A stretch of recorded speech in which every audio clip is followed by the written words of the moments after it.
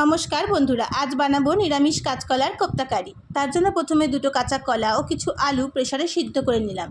সিদ্ধ হলে খোসা ছাড়িয়ে দুটো কাঁচকলা, একটি আলু, অল্প বেসন, সামান্য লবণ, অল্প ভাজা মশলা, সামান্য চিনি ও হলুদ দিয়ে ভালো করে মেখে গোল গোল করে বল বানিয়ে নিলাম। এবার কড়াইতে তেল দিয়ে কোপ্তাগুলো দিয়ে ভেজে তুলে নিলাম।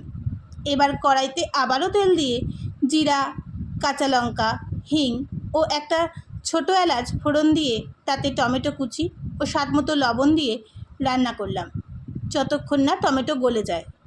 টমেটো গলে গেলে হলুদ গুঁড়ো, কাশ্মীরি লঙ্কার গুঁড়ো, জিরে ও ধনে গুঁড়ো, সামান্য চিনি ও সামান্য জল দিয়ে মশলা কষিয়ে নিলাম। মশলা কষানো হলে সিদ্ধ আলু দিয়ে সামান্য নাড়াচাড়া করে জল দিয়ে ফুটিয়ে নিয়ে ঝোলের মধ্যে কোপ্তাগুলো দিয়ে ওপর থেকে গরম মশলা ছড়িয়ে দিলেই রেডি কাঁচকলার কোপ্তা কারি।